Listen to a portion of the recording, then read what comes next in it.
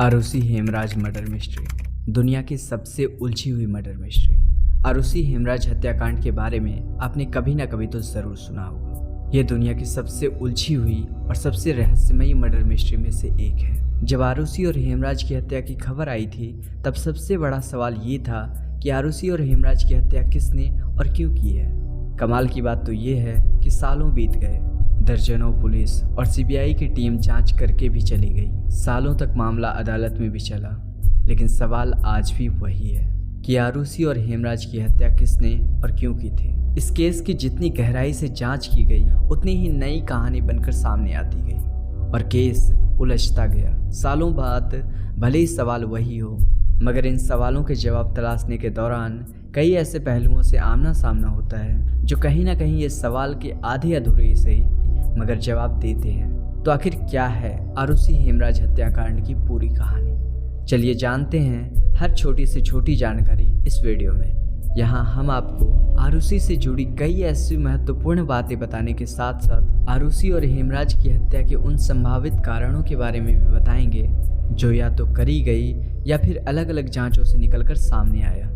तो वीडियो में आखिर तक ज़रूर बने रहें। हम कहानी शुरू कर रहे हैं। उससे पहले अगर आपने इस चैनल को सब्सक्राइब नहीं किया है तो जल्दी से चैनल को सब्सक्राइब कर लें। हमारी लेटेस्ट वीडियो की जानकारी के लिए बेल आइकन को प्रेस करना ना भूलें। आरुषि हेमराज हत्याकांड नोएडा के सेक्टर 25 में जलवायु अपार्टमेंट के मकान संख्या 32 में घटित हुई थी। यह घर डॉक्टर राजेश तलवार और नुपुर तलवार का था। डॉक्टर राजेश तलवार डेंटिस्ट थे जो अपनी पर्सनल क्लिनिक चलाने के साथ साथ फोर्टिस अस्पताल में काम भी करते थे। आरुषि तलवार राजेश तलवार और नुपुर तलवार की इकलौती बेटी थी। आरुषि की उम्र हत्या के समय करीब 14 साल थी। इसके अलावा परिवार का एक घरेलू नौकर भी था जिसका नाम था हेमराज। हेमराज की अगर बात की जाए तो वो मूल रूप से नेपाल का रहने वाला था। हर दिन की तरह 15 मई 2008 को भी आरुषि तलवार सुबह के 6 बजे उठ गई और स्कूल जाने की तैयारी में लग गई। हेमराज आरुषि के लिए नाश्ता बनाने में लग गया, जबकि नुपुर आरुषि को तैयार होने में मदद करने लगी।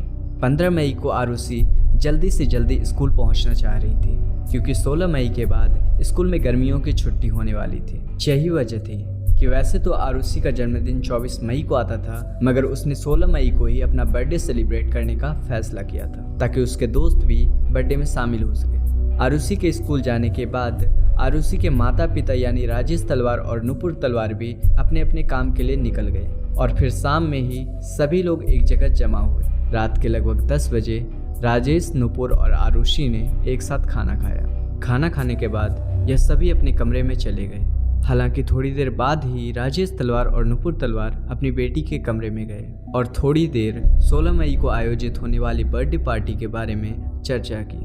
साथ ही सरप्राइज के तौर पर जन्मदिन के पहले ही बेटी को एक डिजिटल कैमरा गिफ्ट दिया। वैसे तो राजेश तलवार यह कैमरा आरुषि के बर्थडे वाले दिन यानी 24 मई को देने वाले थे, मगर नुपुर ने राजेश को उसी रात यह कैमरा सरप्राइज के तौर पर देने को कहा। कैमरा मिलते ही आरुषि तलवार ने एक के बाद एक कई तस्वीरें खींची। उसने अपने इस डिजिटल कैमरे से आखिरी फोटो 10:10 पे खींची थी। आरुषि ने इस दौरान अपनी तस्वीरें लेने के साथ साथ अपने माता पिता की भी कई तस्वीरें खींची थी। बेटी को कैमरा गिफ्ट करने के बाद राजेश तलवार अपने कमरे में चले गए, जबकि आरुषि भी कैमरे को साइड में रखकर सोने चली गई। इसी बीच 11 बजे के आसपास राजेश तलवार ने अपनी पत्नी नुपुर को आरुषि के कमरे में रखे इंटरनेट राउटर को ऑन करने के लिए कहा। जब नुपुर आरुषि के कमरे में राउटर ऑन करने के लिए गई तो उस समय आरुषि एक नोवेल पढ़ रही थी। आरुषि पढ़ाई में लगी रही, जबकि नुपुर चुपचाप कमरे में रखे राउटर को ऑन करके बाहर निकल गई। चार्ज के अनुसार राजेश ने रात में आखिरी बार 12:08 पर इंटरनेट यूज़ किया और फिर वो सो गए। नुपुर और राजेश के कमरे से बिल्कुल सटा हुआ आरुषि का कमरा था। इसके अलावा घर में एक और व्यक्ति रहता था और वो था घर का नौकर हेमराज। हेमराज का कमरा घर के अगले हिस्से में था। हेमराज का कमरा ऐसा था जिसमें घर के बाहर से भी जाया जा सकता था। उसके कमरे का एक दरवाज़ा घर के अंदर भी खुलता था, यानी मेन दरवाज़ा को बिना खोले भी कोई अंदर आ जा सकता था। जब 15 से 16 मई की रात सभी सो गए तो इसी रात के अंधेरे में कुछ ऐसा घटा जिसने पूरे देश को हिला कर रख दिया और आज तक की सबसे अनसुलझी और रहस्यमयी रात बनकर रह गई। अब तारीख बदलकर हो गई थी 16 मई 2008। रोज की तरह घर की मेड भारती मंडल सुबह 6 बजे ही राजेश तलवार के घर काम करने के लिए आ चुकी थी। उसने रोज की तरह घर का बेल बजाया। राजेश तलवार के यहाँ नौकरी ज्वाइन किए हुए भारती को लगभग 6 दिन ही हुए थे। अब तक जब भी वो काम करने के लिए आती थी तो पहली बेल बजते ही हेमराज दरवाजा खोलने के लिए आ जाता था। मगर आज जब भारती ने बेल बजाया तो कोई भी बाहर नहीं निकला। इसके बाद भारती ने फिर से दोबारा बेल बजाई, तभी कोई नहीं निकला। हालांकि जब भारती ने तीसरी बेल बजाई तो नुपुर तलवार ने घर की ओर खुलने वाला दरवाज़ा खोला और भारती से पूछा कि हेमराज कहाँ है। इस पर भारती ने जवाब दिया, मुझे नहीं पता। तब नुपुर ने कहा कि हो सकता है हेमराज दूध लेने गया हो और उसी ने बाहर से दरवाज़ा बंद कर दिया हो।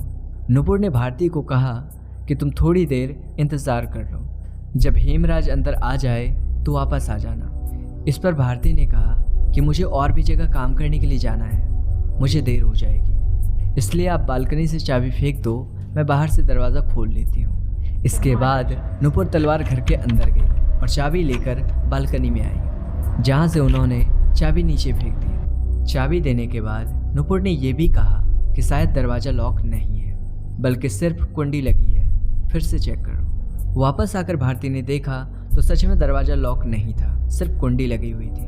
भारती को चाबी देने के बाद नुपुर ने हेमराज को फ़ोन किया।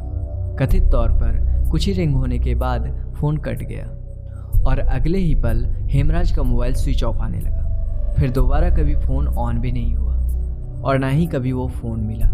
जब तक नुपुर तलवार ने भारती को घर की चाबी दी और हेमराज को फ़ोन किया, तब तक घर का मुखिया राजेश तलवार भी सोकर उठ गए। राजेश तलवार अपने कमरे से उठकर जैसे ही हॉल में आए तो उनकी नज़र डाइनिंग टेबल पर रखे एक स्कॉच विस्की की बोतल पर पड़ी, जो पूरी तरह से खाली थी और बोतल पर कुछ खून के निशान भी थे। बोतल देखकर राजेश तलवार चौंक गए तथा उन्होंने अपनी पत्नी नुपुर तलवार से पूछा कि आखिर ये बोतल यहाँ किसने रखी है। इस पर नुपुर भी थोड़ा चौंक गई और उन्होंने राजेश तलवार को कहा कि जरा तुम आरुषि के कमरे को एक बार चेक करो। आरुषि के कमरे का दरवाज़ा ऐसा था जिसे बाहर से सिर्फ चाबी से खोला जा सकता था, जबकि अंदर से ही उसे केवल बिना चाबी के खोला जा सकता था। अक्सर रात में सोते वक्त नुपुर आरुषि का कमरा बाहर से लॉक कर दिया करते थे, मगर उस समय राजेश ने देखा कि आरुषि का कमरा थोड़ा सा खुला हुआ है।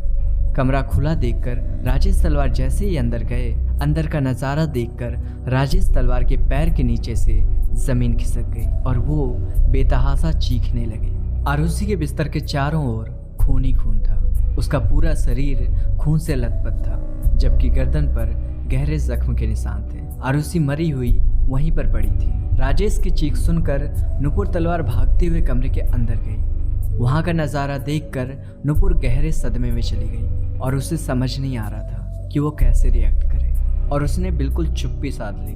अब तक नौकरानी भारती भी दरवाज़ा खोल चुकी थी और घर के अंदर दाखिल हो चुकी थी। जैसे ही भारती घर के अंदर आई, उसे नुपुर और राजेश की रोने की आवाज़ें आई। उन दोनों को रोता हुआ देखकर भारती भी उसी कमरे की तरफ आई।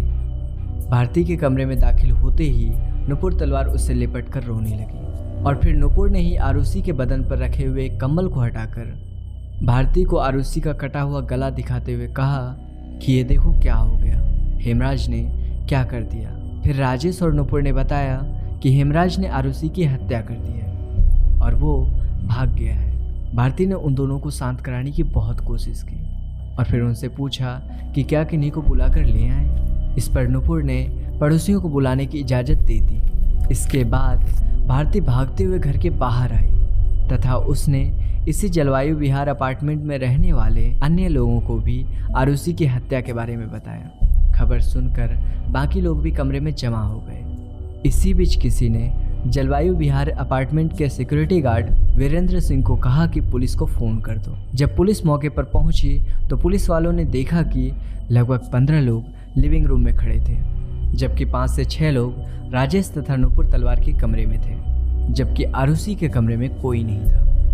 जैसे ही पुलिस वाले वहां पर पहुंचे, राजेश तलवार ने पुलिस वालों को कहा कि घर के नौकर हेमराज ने आरुषि की हत्या की है और वो भाग गया है। अब जितनी जल्दी हो सके हेमराज को पकड़िए। जो कि हेमराज सच में गायब था, इसलिए पुलिस वालों को लगता था कि पहले हेमराज ने शराब पी, फिर शराब के नशे में आकर वो आरुषि के कमरे में चला गया, जहां उसने आरुषि के साथ जबरदस्ती करने की कोशिश की। जब आरुषि ने इसका विरोध किया तो हेमराज ने एक कुकरी के सहारे उसकी हत्या कर दी और फिर वो भाग गया। इस थ्योरी के आधार पर हेमराज को आरुषि का मर्डरर मानते हुए पुलिस ने हेमराज पर 20,000 रुपये इनाम भी रख दिया तथा पुलिस की एक टीम आनन फानन में हेमराज को पकड़ने के लिए नेपाल में उसके गांव के लिए भी निकल गई। इधर पुलिस की दूसरी टीम ने लाश को अपने कब्जे में ले लिया और आरुषि के शव को लगभग 8:30 बजे पोस्टमार्टम के लिए ले जाया गया।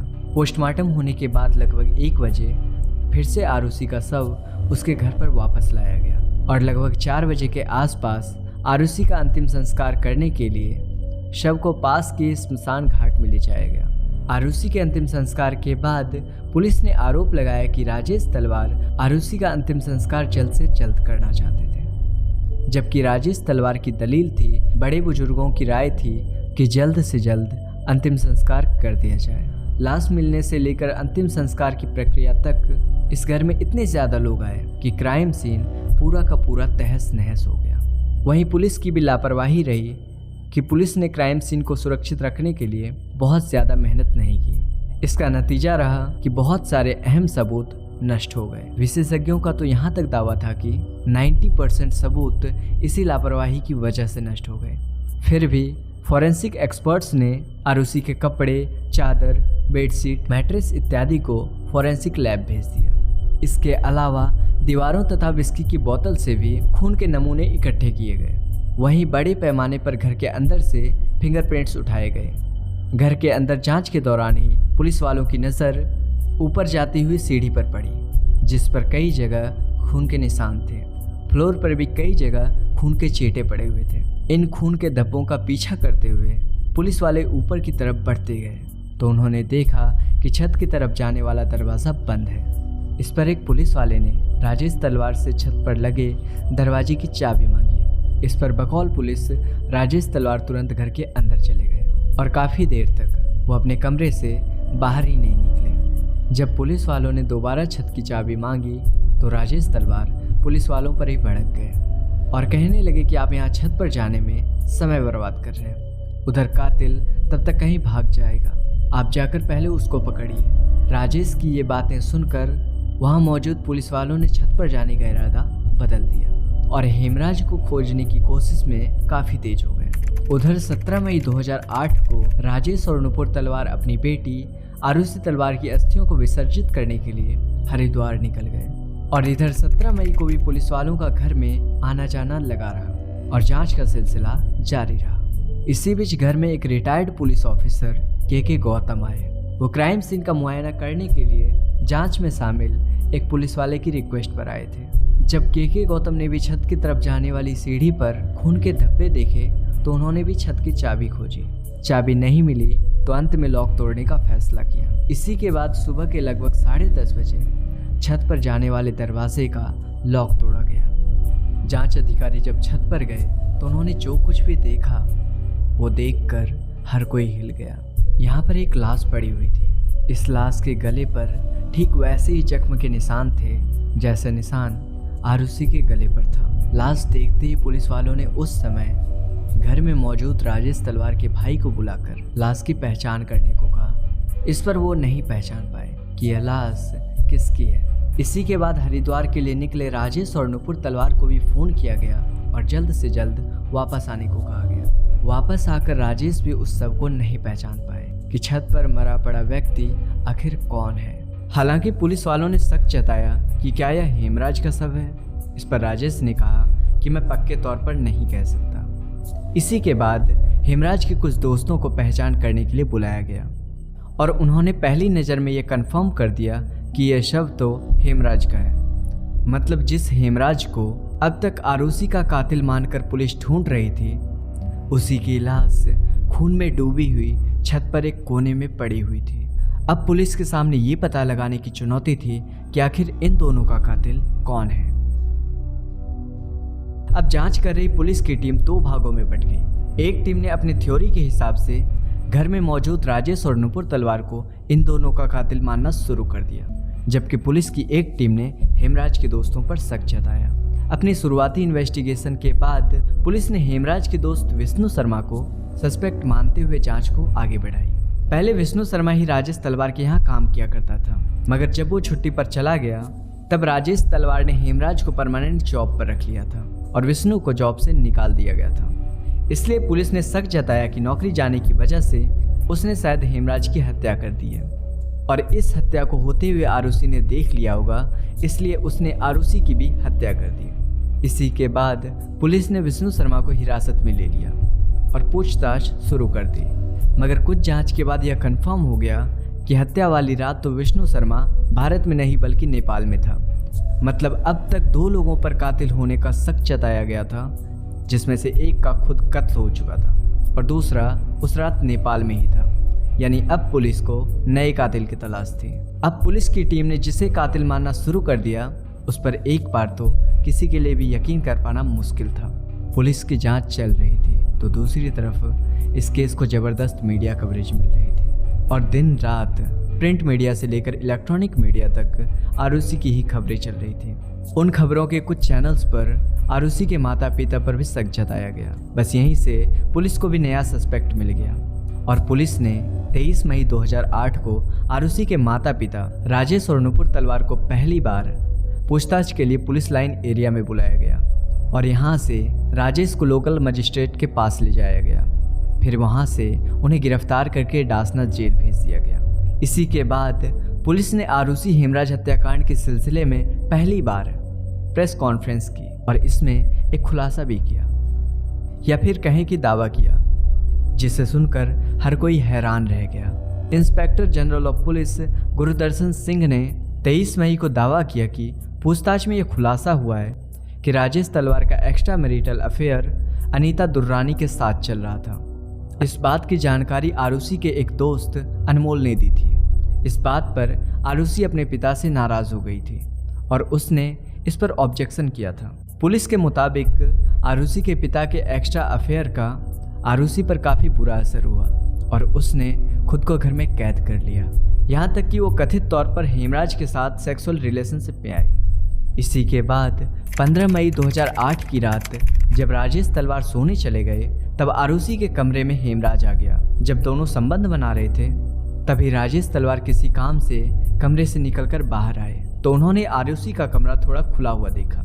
इस पर वो अंदर चले गए, जहां उन्होंने देखा कि दोनों आपत्तिजनक स्थिति में हैं। ये देखकर राजेश तलवार को गुस्सा आ गया और उन्होंने हेमराज को मारना शुरू कर दिया और मारते हुए उसे छत पर ले गए, जहां उसके सिर पर किसी भारी चीज से वार किया और फिर अपने सर्जिकल ब्लेड से उसका गला काट दिया और छत के दरवाजे को बंद कर दिया। फिर राजेश तलवार नीचे आए, उन्होंने काफ़ी मात्रा में शराब पी और फिर कमरे में जाकर अपनी बेटी की भी हत्या कर दी। ये शब्द हमारे नहीं है, बल्कि यह दावा पहली बार पुलिस की ओर से ही किया गया था। इस बयान पर आरुषि के चरित्र हनन होने का आरोप लगने लगा और पुलिस की बहुत ज़्यादा खिंचाई होने लगी। इसी के बाद पुलिस वालों ने अपना बयान बदलते हुए यह दावा किया कि आरुषि को उसके पिता के एक्स्ट्रा मैरिटल अफेयर के बारे में पता चल गया था तथा वो अपने पिता को ब्लैकमेल करने लगी थी, जिससे राजेश तलवार को गुस्सा आ गया और उन्होंने गुस्से में आकर आरुषि की हत्या कर दी। राजेश को ऐसा करते हुए हेमराज ने देख लिया था। बस उसी गवाह को मिटाने के लिए राजेश ने हेमराज की भी हत्या कर दी। पुलिस ने यह भी आरोप लगाया कि दोनों की हत्या करने के बाद सबूत मिटाने में राजेश तलवार की पत्नी नुपुर तलवार ने भी अपने पति का साथ दिया। इसी के बाद जांच आगे बढ़ती रही। मामले की गर्माहट को देखते हुए केस 1 जून 2008 को सीबीआई को सौंप दिया गया। सीबीआई ने जैसे ही केस को हाथ में लिया, जांच का रुख ही बदल गया। शुरुआत में ही जांच के दौरान सीबीआई को कुछ ऐसे क्लू मिले जिससे उनका शक अब राजेश तथा नुपुर तलवार को हटाकर राजेश तलवार की क्लिनिक पर काम करने वाले कृष्णा थडरई पर चला गया। दरअसल जांच के दौरान सीबीआई की टीम को पता चलता है कि आरुषि की हत्या के ठीक 2 दिन पहले क्लिनिक पर काम कर रहे कृष्णा ने कुछ गलती कर दी थी। इस पर राजेश तलवार ने कृष्णा को बहुत बुरी तरीके से डांटा था। इसी के बाद एक दिन कृष्णा ने हेमराज से कहा कि मैं राजेश को बहुत जल्द सबक सिखाऊंगा। ये बात राजेश तलवार के ड्राइवर उमेश शर्मा ने सुनी थी। इसी की गवाही के बाद पुलिस ने शक के आधार पर 7 जून 2008 को कृष्णा को हिरासत में लेते हुए पूछताछ शुरू कर दी। जैसे ही सीबीआई की टीम कृष्णा के कमरे की तलाशी लेने लगी तो वहां उन्हें एक तकिए का कवर मिला जिस पर खून के कुछ निशान थे। इसके अलावा एक कुकरी भी मिला। शक जताया गया कि इसी कुकरी से दोनों हत्या को अंजाम दिया गया होगा। इसके अलावा कमरे में एक ट्राउज़र भी बरामद हुआ जिस पर खून के कुछ निशान थे। यह चीज़ें इस बात की ओर इशारा कर रही थी कि शायद अब असली कातिल पकड़ा गया है। इसी के बाद पुलिस ने कृष्णा का पॉलीग्राफ टेस्ट करवाया। फिर 9 जून 2008 को एम्स दिल्ली में इसका साइकोलॉजिकल असेसमेंट किया गया। फिर 12 जून को कृष्णा का नार्को टेस्ट भी किया गया। नार्को टेस्ट तथा पॉलीग्राफ टेस्ट के आधार पर 13 जून 2008 को सीबीआई की टीम ने कृष्णा को गिरफ्तार कर लिया। नार्को टेस्ट के दौरान कृष्णा ने अपने दोस्त राजकुमार का भी नाम लिया था। राजकुमार राजेश तलवार के दोस्त के यहाँ घरेलू नौकर के तौर पर काम करता था। राजकुमार का नाम आते ही 23 जून को पुलिस ने राजकुमार को भी हिरासत में ले लिया और फिर उसका भी polygraph test, psychological assessment, brain mapping तथा नार्को टेस्ट किया गया और इन सभी के आधार पर राजकुमार को 27 जून को सीबीआई ने गिरफ्तार कर लिया। यह आरुषि हेमराज कत्ल में दूसरी गिरफ्तारी थी। सीबीआई ने तीसरी गिरफ्तारी 30 जून 2008 को विजय मंडल उर्फ शंभू के रूप में की। विजय मंडल आरुषि तलवार के पड़ोसी पुनीत टंडन के यहाँ काम करता था। अब तक पुलिस 3 लोगों को गिरफ्तार कर चुकी थी। ये कमाल इत्तेफाक था कि ये तीनों ही नेपाली मुल्क के थे और आसपास रहते हुए नोएडा में ही काम करते थे। इन तीनों की गिरफ्तारी के बाद लंबी पूछताछ की जाती है, पर फिर सीबीआई प्रमुख अरुण कुमार की ओर से 11 जुलाई 2008 को एक प्रेस कॉन्फ्रेंस की जाती है जिसमें कई चौंकाने वाले दावे किए जाते हैं। प्रेस कॉन्फ्रेंस में अरुण कुमार ये दावा करते हैं कि सीबीआई को राजेश तलवार और नुपुर तलवार के खिलाफ एक भी ऐसा ठोस सबूत नहीं मिला है जिससे यह साबित हो सके कि हेमराज या फिर आरुषि की हत्या की हो। 20 जून 2008 को राजेश का पहला तथा 25 जून को आरुषि के मां नुपुर तलवार का लाई डिटेक्टर टेस्ट किया गया। उसमें भी पुलिस को कोई भी क्लू नहीं मिला। हालांकि सीबीआई ने राजेश और नुपुर तलवार को क्लीन चिट नहीं दी थी। दूसरी तरफ सीबीआई ने ये जानकारी दी कि कृष्णा, राजकुमार और विजय मंडल ही फिलहाल क्राइम सस्पेक्ट हैं। दावा ये भी किया गया कि इन तीनों में से 2 लोगों ने आरुषि और हेमराज की हत्या की बात भी कबूल कर ली है। कृष्णा, राजकुमार और शंभू से पूछताछ के आधार पर सीबीआई के ज्वाइंट डायरेक्टर अरुण कुमार ने प्रेस कॉन्फ्रेंस के दौरान आरुषि और हेमराज की हत्या के कुछ संभावित कारण भी बताए। हत्या के प्राइम सस्पेक्ट में से एक राजकुमार के पॉलीग्राफ टेस्ट और नार्को टेस्ट के मुताबिक हत्या वाली रात यानी 15 मई 2018 को हेमराज ने राजकुमार और विजय मंडल को अपने कमरे में पार्टी के लिए बुलाया था। यहाँ चारों बैठकर शराब पीने लगे।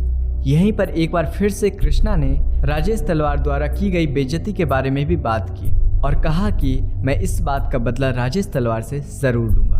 राजकुमार के बयान के मुताबिक जब कृष्णा राजेश तलवार के खिलाफ ये बातें कर रहा था तो ये सभी बातें आरुषि ने सुन ली और आरुषि ने उन लोगों से कहा कि मैं इस बारे में अपने पिता से तुम्हारी शिकायत करूंगी। इस पर कृष्णा को गुस्सा आ गया और उसने अपने पास रखी कुकरी निकाली और आरुषि के कमरे में जाकर उसकी हत्या कर दी। आरुषि की हत्या करने के बाद कृष्णा भागने लगा। इस पर हेमराज ने उसे पकड़ने की कोशिश की। इस पर कृष्णा का साथ देने के लिए राजकुमार भी उसके साथ में आ गया और दोनों खींचते हुए हेमराज को छत पर ले गए और फिर वहां हेमराज की हत्या कर दी और छत से लगे दरवाजे को बंद करके छत से ही भाग गए। हत्या के दूसरे क्राइम सस्पेक्ट कृष्णा के मुताबिक शराब पीने के बाद कृष्णा और राजकुमार एक साथ आरुषि के कमरे में दाखिल हुए। यहाँ राजकुमार ने आरुषि के साथ गलत हरकत करने की कोशिश की। आरुषि ने अपने बचाव में हाथ पर चलाना शुरू कर दिया। इस पर कृष्णा ने अपनी कुकरी निकाली और आरुषि की हत्या कर दी। इन दोनों को यह सब कुछ करते हुए हेमराज ने देख लिया था, इसलिए कृष्णा और राजकुमार हेमराज को खींचकर छत पर ले गए और फिर वहीं उसकी हत्या कर दी। ये तो कृष्णा का पहला वाला बयान था। जब दोबारा उसका नार्को टेस्ट किया गया तो कृष्णा के दूसरे बयान के मुताबिक शराब पीने के बाद राजकुमार और विजय मंडल आरुषि के कमरे में चले गए, जहां इन दोनों ने आरुषि के साथ जबरदस्ती करने की कोशिश की। जब आरुषि ने इसका विरोध किया तो शंभू मंडल ने सीधे आरुषि के सर पर जोरदार वार किया। इसके बाद राजकुमार ने कुकरी से आरुषि की हत्या कर दी। इसके बाद कृष्णा, राजकुमार और विजय मंडल तीनों मिलकर हेमराज को अपने साथ लेकर छत पर गए और वहां उसे भी मारकर भाग गए।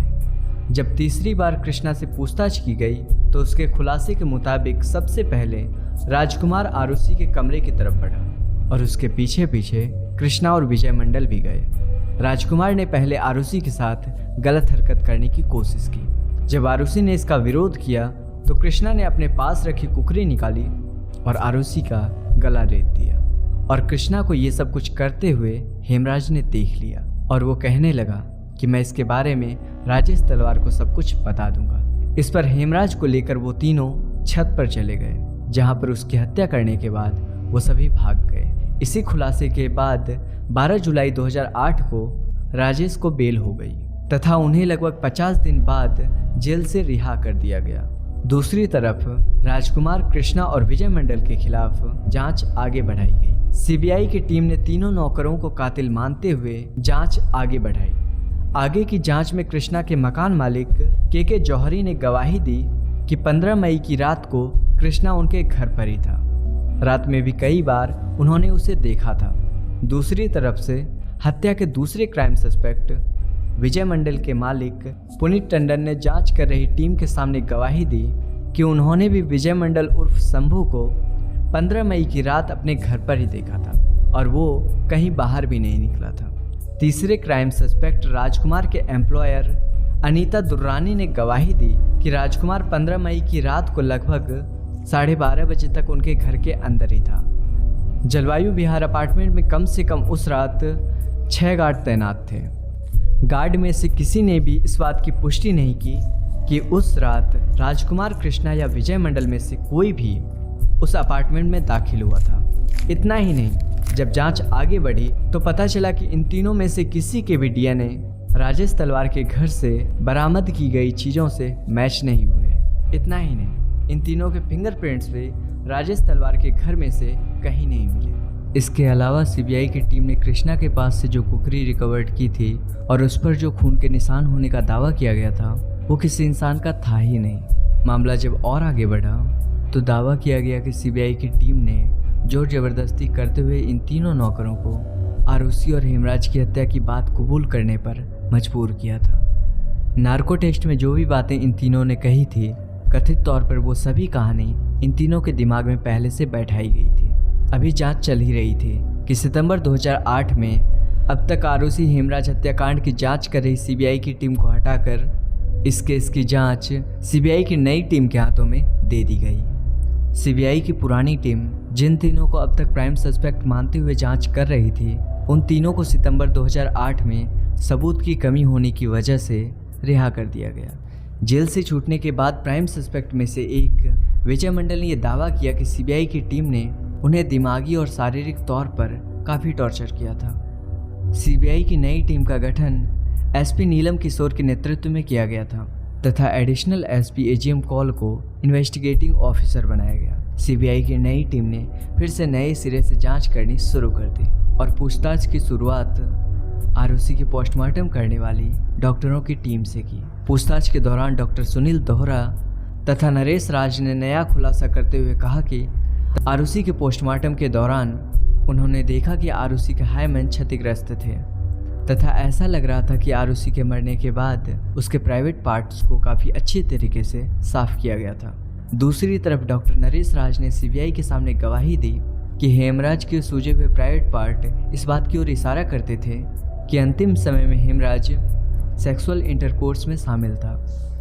फिर अक्टूबर 2009 में क्राइम सीन को फिर से रिक्रिएट किया गया और सीबीआई की नई टीम ने दावा किया कि आरुषि के कमरे की जो हालत लोगों ने हत्या के बाद देखी थी, दरअसल वो बनाई गई थी। यानी हत्या के बाद चीज़ों को अपने हिसाब से सही किया गया और फिर लोगों को आरुषि की हत्या की खबर दी गई। जांच में ये भी खुलासा हुआ कि जिस दिन आरुषि का पोस्टमार्टम हो रहा था उसी समय आरुषि के पिता राजेश तलवार ने अपने रिश्तेदार को फ़ोन किया जिसकी पहचान एक रिटायर्ड आला पुलिस ऑफिसर से थी।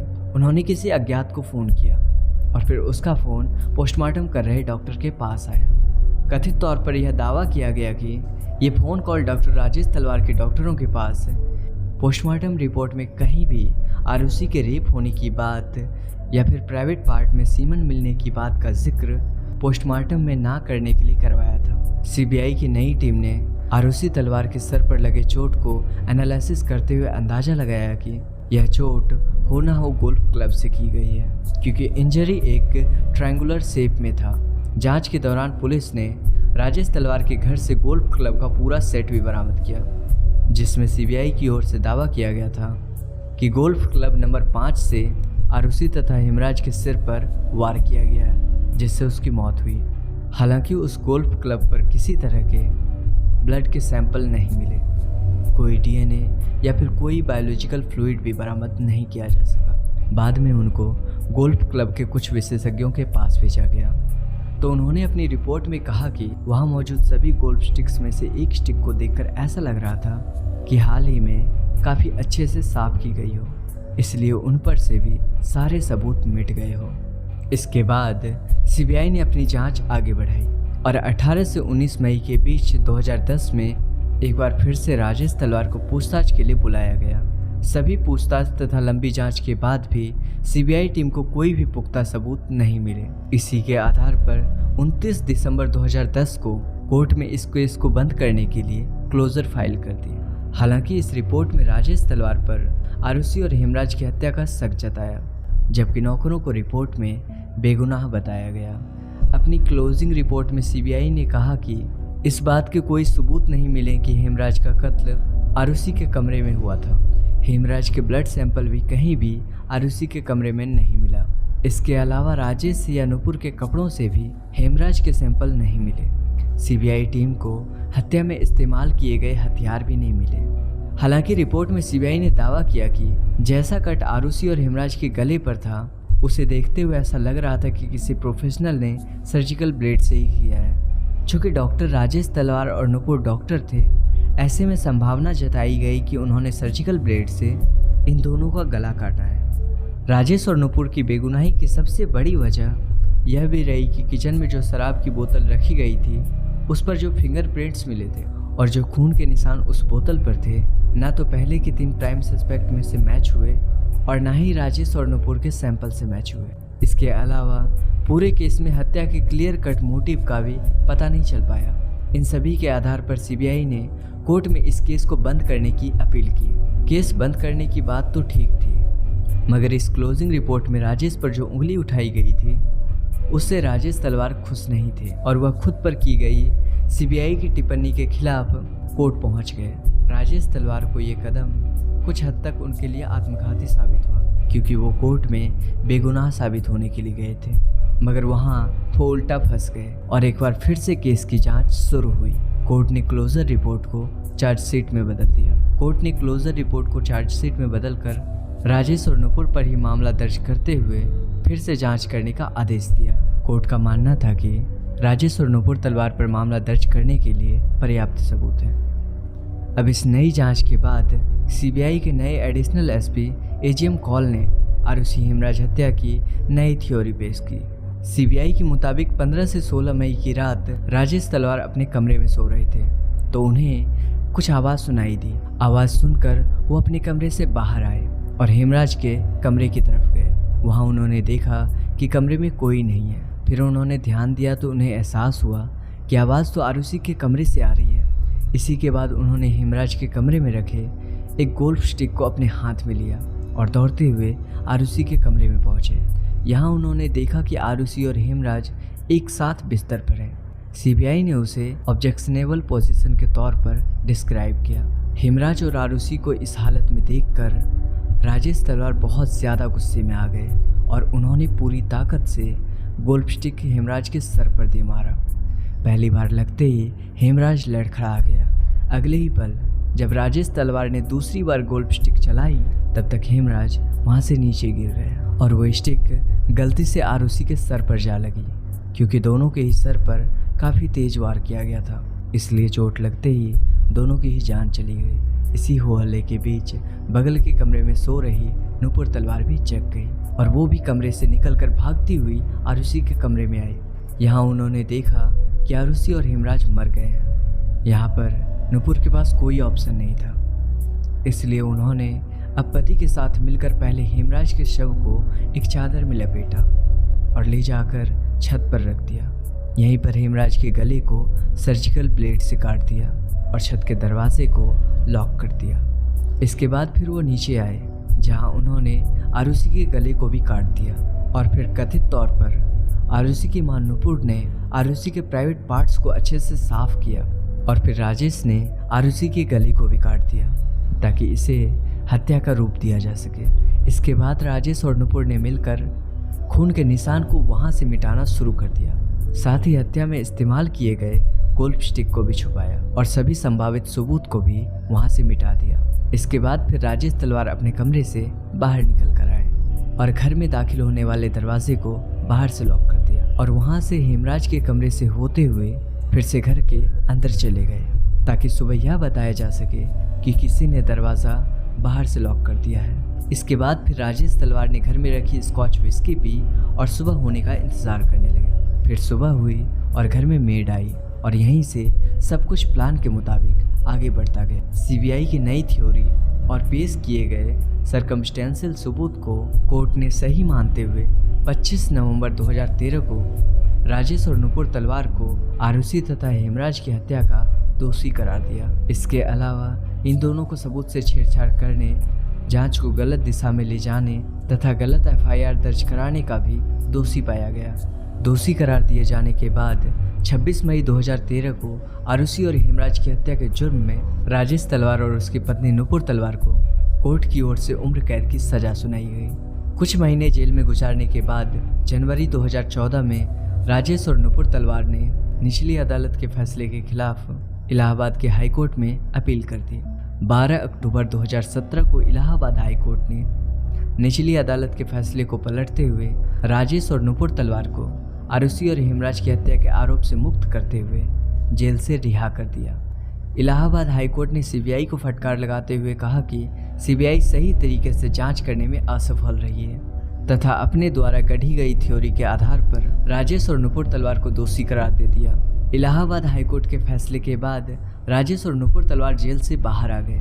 वैसे 8 मार्च 2018 को इलाहाबाद हाईकोर्ट के फैसले को सीबीआई ने सुप्रीम कोर्ट में चुनौती दे दी है। 10 अगस्त 2018 को सुप्रीम कोर्ट ने इस केस की सुनवाई के लिए मंजूरी दे दी है और मामला अब सुप्रीम कोर्ट में विचाराधीन है। अब आरुषि तलवार के पिता राजेश तलवार तथा मां नुपुर तलवार इस केस में पीड़ित हैं या फिर गवाह हैं या फिर हत्यारे हैं, वह तो समय ही बताएगा। कुल मिलाकर वर्षों पहले जिन सवालों के साथ ये केस शुरू हुआ था, आज भी उसी सवाल पर अटका हुआ है कि आरुषि और हेमराज की हत्या किसने और क्यों की थी। क्योंकि मामला अभी विचाराधीन है, इसलिए हम इस मामले पर कोई भी अंतिम टिप्पणी नहीं देंगे। इस केस का जो भी सच है वो बाहर आना चाहिए और आरुषि तथा हेमराज को इंसाफ मिलना ही चाहिए। वीडियो के बारे में अपनी राय कमेंट बॉक्स में ज़रूर दें। अगर आपको मेरी यह वीडियो अच्छी लगे तो कृपया करके एक लाइक ज़रूर करें और इस वीडियो को जितना ज़्यादा हो सके शेयर करें। मिलते हैं फिर अगली वीडियो में, तब तक के लिए जय हिंद।